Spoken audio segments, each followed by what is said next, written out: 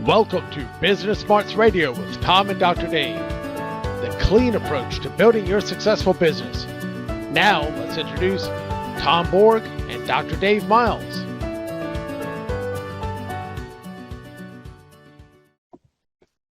Welcome to Business Smarts Radio with Tom and Dr. Dave, where we bring you the clean approach to running your successful business. And by clean, we're not talking about spick and span and dust mops. We're talking about our podcast is all about the clean approach. It's all about communication, leadership, engagement. And no drama. And no drama, absolutely. So in today's episode, we're going to talk a little bit about employee engagement and why it's more important now than ever. And we're going to give you one good strategy that you can take back to your workplace and put into place today. So Tom, tell us a little bit about employee engagement and some interesting recent statistics that we brought up for the podcast today. Sure. Well, Dave, in our research for our program listeners today, we come up with some things I think they'll want to know about. First, and some recent research that we've done here, prnewswire.com, they report that when we're talking about employees who have the incentive to perform their best at work, the workers without supervisor support, well, about 48% of them will put their best foot forward. But workers who have their boss's support, not 88% of those people are going to do their very best. They're going to be most effective. Nice. Okay. Pretty important. Now, when it comes to experience and job satisfaction, workers without supervisor support, about 39% of the time, they're going to say, okay, you know what, I'm satisfied with my job, and it's really working well. Where workers who have their boss's support, when it comes to experience job satisfaction, when they actually experience it, 86% of them are going to feel like they're getting the real satisfaction from their job. So these are important things to keep in mind. And then finally, describe their organizations as a good place to work. Workers with supervisor support, 22% of the time, rather without supervisor support, 22% of the time, we're going to say, well, yeah, I feel it's a good place to work. But if they have their supervisor support, well, you can guess what the percentage is going to be something like. It's going to be actually 79%. 79% of the time, people who have their boss's support are going to describe their organization as a good place to work. So what we're saying here is that it helps to have your support of your supervisor if you're going to do a good job, just because your mind is going to be in the right place and you're going to feel that you're in the right company. Well, I would agree with that 100%. I mean, one of the things that I've experienced this personally, but this is an old adage, and this is one of the things that John Maxwell talks about in one of his books, Leadership Gold, that I agree with 100%, is that the old adage goes, people don't leave organizations, people leave people. That's right. And you look at these stats here saying, is your organization a good place to work? Well, if they have their boss's support, it's 79%. If they don't have their boss's support, it's only 22%. So they're saying, no, this is not a good place to work. Well, why? Is the organization bad? No. I left an organization one time that the organization itself was great. It was just my particular management. And at some point, it just another opportunity came in the city that I'm living now, and I ended up taking that opportunity. And I was looking, and I was on the hunt because I was not happy with the current management, and that was I didn't have that support like you were talking about. Now, I noticed some of the other stats that were here. You had a Work USA report. Tell us about that.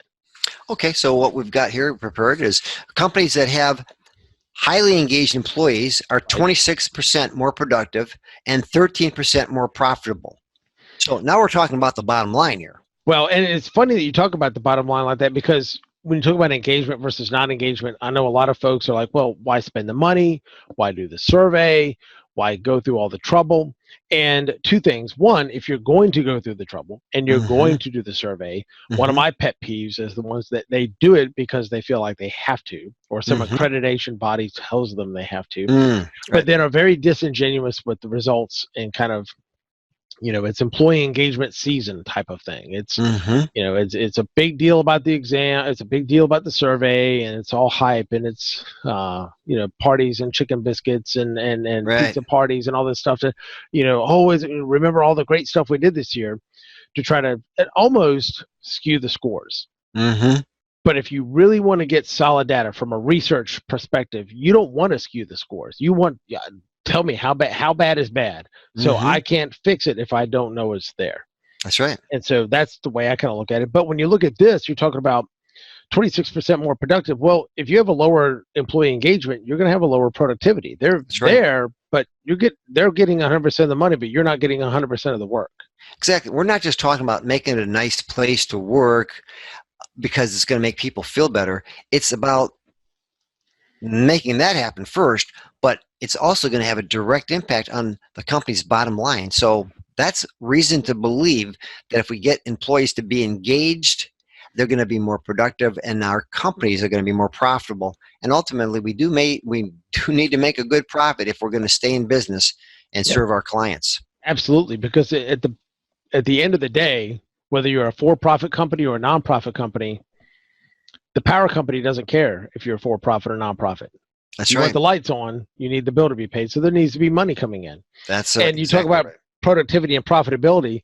The one last stat that you had on here that you picked up from Gallup, it reported that 56% of employees are not engaged. But of that 56% of not engaged employees and 73% of actively disengaged employees are actively looking for jobs or watching for opportunities. So you take it, the big chunk of people in an organization that are either just not fully engaged, they're there, but it's they punch the clock, they do their job, but it's okay.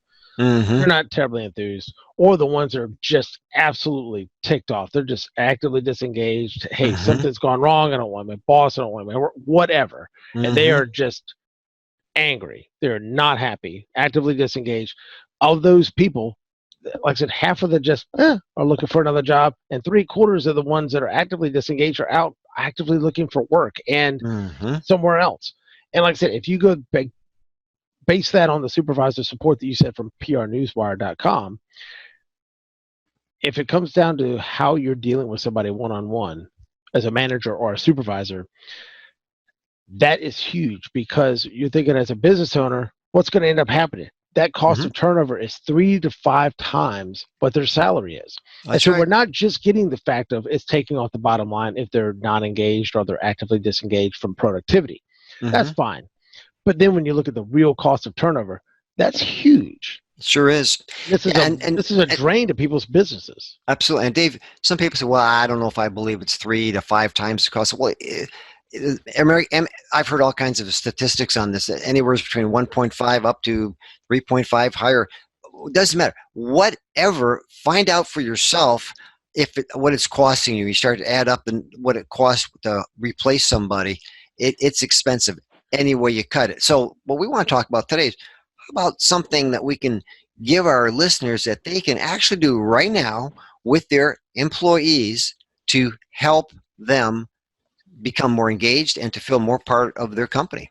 Absolutely. And I want to get into that. And one thing I do want to make sure and tell all of our listeners is that if you go to the link below, you can click on there. And Tom and I both have a tool that we use from where we get our assessments from TTI Success Insights, that is a cost of a bad hire analysis tool. And I like that, because you can just plug in some arbitrary numbers and find out how much is this costing if I have to replace a bad hire or if I have somebody that there's a turnover. Great point. Find out for yourself. It's not perfect, but I tell you what, it really gets you in the ballpark. So click on that below and you can find that tool that we'll be more than happy to share with you as well. But you're absolutely right. There's a lot of people with this low unemployment that cannot find good employees. And so it's paramount to keep the employees that you have engaged, keep them active, keep them there at your company. And the ones, in all honesty, because we're going to talk about engagement, we're going to talk about a tool that you can use and put to use today to really help with that one-on-one engagement, especially with a supervisor to direct report relationship. But honestly, if you do find folks in your organization, like Jack Welch talked about, gleaning out the bottom 10% at GE all the time, the ones that really are toxic, the ones that you're just putting off taking that difficult conversation, honestly, you're better off replacing that person than having that toxic person in your environment and dragging everybody else down. Absolutely right. because Absolutely. that is a killer of engagement, and that's not Mhm. in our notes, but I tell you what, that is one of the most powerful things that can really hurt an organization, is having somebody in there that is toxic. And I can promise, as a leader, at Mhm. some point, if you don't deal with it, that person stops being the problem, and your staff and employees start to look at, you're the problem That's right. because you're not dealing with that That's right. toxic employee. So that being aside, recognizing that there's some people that we may not want to keep, That's right. depending on how they are in the environment. Let's look at some strategies that you put together, and let's start 2020 off right to build a plan and maintain a strategy that we can maximize the levels of engagement on our team. So tell us Let's about do this it. START All formula. right. So what we put together is something called the START formula. It's a simple formula, but like a lot of simple formulas, it's not always easy unless you do it on a regular basis. So here it is, and we're going to talk about this in detail. But Sure. it's an acronym, START, S-T-A-R-T. The first the first letter S stands for stop. So stop what you're doing and schedule time to sit down with your employees one at a time and have a heart-to-heart discussion with them. Okay. Remember, people want to feel like they're cared about. This is one way to start that feeling. Second part of our acronym is the T. That is talk. Talk about what's important to them. Ask them about their family, their professional goals. Ask them about things outside of work. What are some of the challenges they're experiencing outside of the work environment? So get to know them is what we're saying. Talk to them about things that they're interested in. Now, next, A, ask. Ask them what skills and tools they need to make their work, to take their work performance to the next level. So now we're talking about bringing the conversation back to the workplace, and how do we help them do an even better job? What kind of tools do they need? What type of help do they need in that position that they're working? So the next part of it, R, that stands for repeat. Repeat back to them what you hear them saying. Look for ways you can support them in their quest for these skills and tools. So it's important to acknowledge what they've said. Feed it back to them so they understand that you got it, okay? And then you are getting it, and that you understand what they're saying, because that's important before you take action. So once that's done, let's go to the last part of our acronym for START, and that is the T, and is take the time to periodically have a conversation about the progress they're making with their goals and how you and your organization are able to reinforce their efforts. In other words, check back with them from time to time. Talk to them. Okay, how's it going? Is that tool that we got you, is it working? Is that new software program, is that helping you out? These are the things we want to do. So again, START, stop. T is talk. A, ask. R, repeat. T, take the time. Now let's dive into it a little bit more, Dave. Let's take a look. So the first one, stop what you're doing. Go ahead. We want to talk about that? Sure. I mean, sometimes it's, you get so busy, you're like, I don't have time to do this. I don't have time to stop. And honestly, if you need to take the time to stop, because a lot of times we get so busy in our lives in general, we need to take the time for self-care. And look at this in the business as almost like self-care for your business. You know, you don't want to go so hard in your personal life that you end up costing your health. This is the health of your company by not taking that time to stop and talk to your employees, just based on the stats that you talked about before on how people feel when they have their supervisor support and how they feel when they don't. This Dave, is huge. we've mentioned it before. Business leaders today, they don't have enough time not to stop. Very true. Very true. And so that's one of those things that if you sit down and look about, and I like that you mentioned about Mel Robbins talks about in her book, Stop Saying That You're Fine, because you know what do? We're in a rush, and we ask our employees, how are you doing? Oh, everything's going great. Everything's going fine. And maybe it's not, but we take it as, all right, everything's going wonderful. We report back up to our boss. That's right. And, oh, everything's going wonderful. Everyone says it's great. And we don't take the time to kind of dig deeper. So that's the big thing. Stop what you're doing. Take a second. Make that appointment where you can sit one-on-one with your employees and actually talk to them. Now, one tool that I would personally recommend is, do you know, before you even get into this, what is your personal communication style, your behavioral style? And more importantly, if you have 5 or 6 direct reports that you're going to do this with, what is their communication style and how do they like to be communicated with? Because in reality, if you can tailor this conversation to the 5 or 6 individual people that are there, and how I would do that, and we've done this for some of our clients, is actually create what we call a comparison report. Where the supervisor takes an assessment, the employees take an assessment, and what it does is it merges them together, and literally side by side as they're going through this, they can look on each page how to communicate with Jill, how to communicate with Bob, how not to communicate with Jill, how not to communicate with Bob, and it maybe give you 8 or 9 or 10 different things. You pick your top 2 or 3, they pick their top 2 or 3, and the nice thing is you can't remember 10 things, but you can remember 2 or 3. That's right. And when you realize that maybe you're a very analytical person and they're a real big picture, give me the 3 bullet points type. If you take and you're trying to give a report or you're trying to communicate analytically and go deep, because that's important to you, to a boss who is a 3 bullet point, give me the highlights, I got to roll, I got to get out of here type of person, because they're busy, you're going to run into roadblocks and you're not going to be able to communicate. And the same type way, if you're try to talk to your boss who's very analytical and you're just, here's the 3 bullet points and go, well, where's the depth and the detail? That's right. That's so then they're going to look at you like you're not doing your job. That's right. So we need to have the tools to be able to better communicate with each other. And by the way, that's one of the instruments we handle. And if you'd like to get a link to do a free one, take a look at the information on the bottom of the screen, and we'll be happy to send you a link to do a complimentary assessment for yourself or for one of your key employees, and we'll take the conversation from there. But go ahead, Dave. Oh, no, that sounds good. I said we definitely have that and can give them a sample of what the comparison report looks like. Sure. But the second one is, once you do have that and you have dialed in how you're going to craft this conversation, talk to them about what's important to them. Like I said, and that's going to depend on each individual person. Like I said, those comparison report type things, and knowing your employees will help. But talk to them about things, their personal and professional goals. Because I always like the analogy on how, if you look at, I'm looking at this for myself, but if you expand this out to the larger piece of an organization, personal development always ends up rolling over into professional development. Professional development always ends up rolling over into organizational development. So do you want your organization to develop and grow and prosper and be good?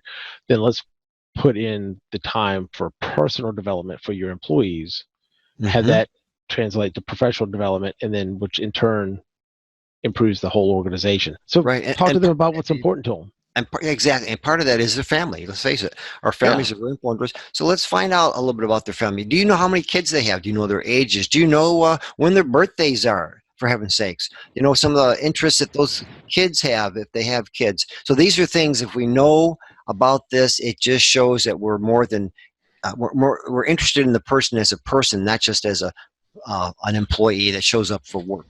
Correct. And like I said, there's some people that are really private and they, we're not looking to pry into people's personal details to a certain, but you're absolutely right. The goal is to look at somebody and deal with them and work with them as a person. And that's the thing about people first leadership, is that you're dealing with people first.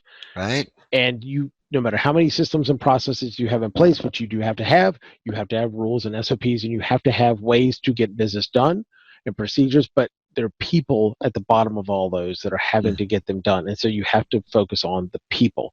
So the second thing, now that we've stopped what we're doing and we talked to them, ask them about what skills, what tools that they need to perform the job that they have, and more importantly, maybe move up to that next level. At least be prepared to move up to that next level. And what we want to do, we remind our listeners to remember about this particular point, is that we need to ask them, what are some tools they need? Maybe it's software, maybe it's just they need another person in their department, but we need to find out what's going to make their job easier, what's going to make it help them be more effective. And this is really where we can show our support, is when we back up our supposed interest in them with, let's put some dollars into your department. Let's put some dollars into your training, or some dollars into some software, whatever it is you need. You're the person that's front line. You see what's happening on a day-to-day basis. You tell me what you need. We'll see what we can do to get you that support. So that is a great way to boost that person's engagement. When they know that you got their backside and we're providing them with the type of tools they need, the support they need, whether it's manpower or whatever, to make their job more effective, and of course allow them to be more happy with what they do here. Oh, absolutely. And I love to go back to just the lean process improvement model, where you're looking at one of the tenets of lean process improvement, I mean, as much as you can get into the weeds and systems and efficiencies and such like that, is the fact that it's people that make that happen. The people that are closest to the work are the ones that you give deference to, and That's right. they actually are the ones that are closest to the solution as well. They are in it knee deep every day. That's right. People that experience the problems probably have the best line on how to fix and solve those. And so that way we're not the sage from the stage coming in as the leader, as the owner, to run in and fix everything and leave. Yep. And then you end up with another second unworkable solution that it's just like water. It's going to find the path of least resistance, and it's going to find a workaround, and it's not going to be like we had designed it. So exactly. I love doing that. And it rolls also back into the servant leadership model, because as a manager, as a leader, as an owner, I'm asking them, what can I do to help you? But then follow that up with the authenticity and trust and actually do it. And even if you can't do everything, start making progress. That's right. I said we were going to do this. Look, here's a piece of what I'm going to do. You want real engagement? You want great scores on your employee engagement scores? Start actually doing what you promise people you're going to do. That's right. And they believe you. They trust you. They know that you've got their back. It makes a huge difference. That leads us into the next part of our acronym, and that's the R part. That is, repeat back to them what you've heard, so that you're sure that you get what they're saying, and they get the fact that you get what they were saying. And now you're ready to move forward. So you got some information and it's accurate. So now we're ready to move on in the process of helping them feel that engagement from the perspective that we can support them. And what I like is that if you repeat it back to them and they know that you got it in you know, you means you were listening. Circular argument, but you know that they know that you know that they know right. that you know that they know that everybody's on the same page and got it. You don't misunderstand, take it the wrong way. You don't end up getting training or software or something that isn't what they need. Well, I thought you said, why don't you know what they said? That's right. And then they know, you know. So like I said, it's active, and even more important than what I call active listening, because I mean, everybody talks active listening. I like to call it intentional listening. I'm not just actively listening. I'm being super intentional about what I'm doing. Yes. To be an active listener, to make sure I understand, I repeat it back to them. I use those techniques. And so to me, I use the term intentional listening. So that way I'm making sure that I understand and can articulate back to them exactly what they're doing and put those active listening principles to use. Absolutely. And Dave, one thing I want to add for our listeners, and this is something it's best done face-to-face. When you can get face-to-face with your people, that's when you can read their body language. You can really understand that communication process that much better. Now, if you can't do it face-to-face, okay, then do it by phone. But the fact is, don't depend on emails or texting, because there's too much unhidden messages that go back and forth. So the idea is you take the time, you get that person face-to-face or on that phone, and do it on a regular basis. It's going to help. Or just saying, that's what we're doing now. Zoom. Yes, if you can't be face-to-face, you can still see the body language, because really the words we use are like 7% of communication. And when our tonality is what, like 22, 23% of just same word, different tone makes a difference. But the body language is almost 55% of what we do. And if you can see the body language, even if it's not face-to-face, which is absolutely the best, this is better than just the phone. And it's light years above just email or text, especially when it's so easy to misunderstand what somebody's saying, the tone of voice, what they mean. Because those little subtleties sometimes get misunderstood and don't come through. Yes. When it comes to email. But I would say that when it comes to putting all these into place, that the biggest enemy is not your budget. I don't have the money to do this. Nope. Your biggest enemy is not your competitors, because really the number one person that you're competing against is yourself. That's right. Your company. How am I not better than all my competitors, but how am I better than I was last year? How was I better than I was last quarter? How was I better than last month? Yes. How much better am I today than yesterday? You're your own biggest competitor. But really the biggest enemy is the nasty I word, as you like to call it. Inertia. It's just you're doing the same thing. You get into a rut. You get into patterns. You build up inertia, and it's hard to get rid of that. And like I said, that sometimes that prevents you from moving forward on these goals, whether it's your personal life or your professional life. That's where it helps to have a good coach, Dave. That's what helps to have a good coach, or someone that holds you accountable as a leader to follow through and do what you said you were going to do. So right, that could be an outside coach, that could be an internal colleague in a different department. You have somebody who's you're a director in your department, and you have somebody that's a friend of yours, a director in another department. Have them. You can keep each other accountable. Absolutely. It doesn't have to necessarily cost money, or have to bring somebody in from the outside to accomplish the same effect, which is fantastic. Do something. That's absolutely. Now, let's get to our last one there, the T, and that is take the time to periodically go back, get with that person, find out if it's working. Do they need additional things? Get some feedback, give them feedback. So we want to help them stay on track, stay accountable. And that's part of the process here. It's that constant feedback loop. You know, I heard what you're saying. This is what I did. Is this working? Tweak, make adjustments, make course corrections along the way, and then you can continue the process. And we're going to talk about this in a different episode, but there's a lot of good research out there about that. Is by having these one-on-one meetings and having this regular feedback, it starts to get away from that. The only time I talk to my boss is during my annual performance evaluation. Right.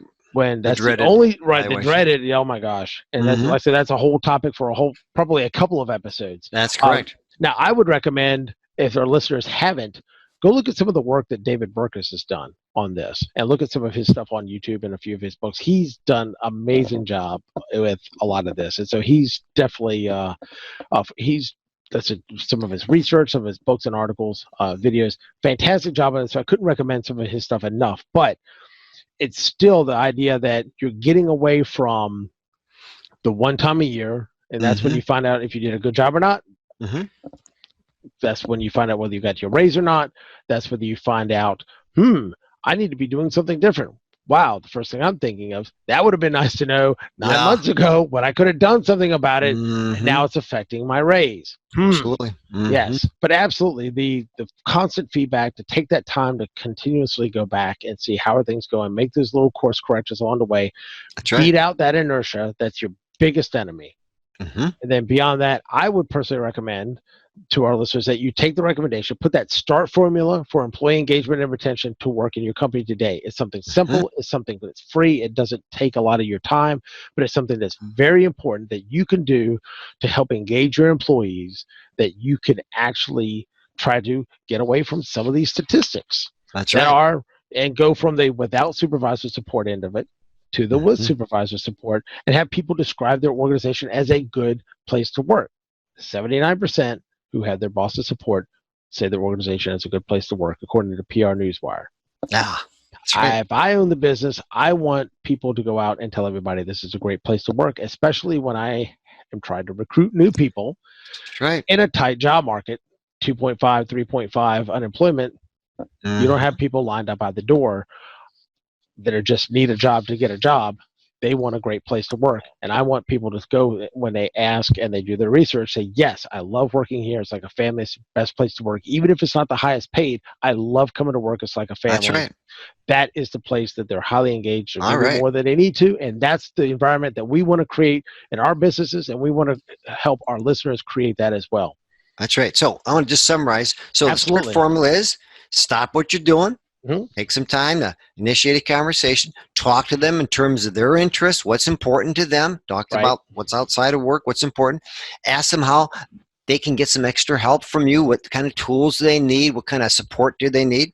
Then repeat back what you heard so that you're on the same page. And then lastly, take time to follow up with them on a regular basis to make sure that you are holding them accountable for moving forward with the conversation you initially had. I love it. So, well, let's get our listeners to start using the START formula so they can start increasing their employee engagement and their businesses. So that's all we have today for Business Smarts Radio, and we will see you next episode. Take care.